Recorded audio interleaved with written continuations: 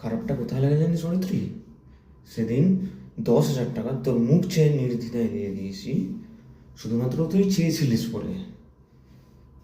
আমার টাকা পয়সার টান, বাড়ির ভাড়া, মায়ের ওষুধ, কিচ্ছু ভাবিনি, নাথিং।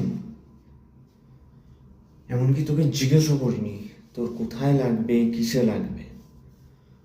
আর আজ 1 বছর হতে গেল, তুই একটা টাকা ফেরাতে পারলি না।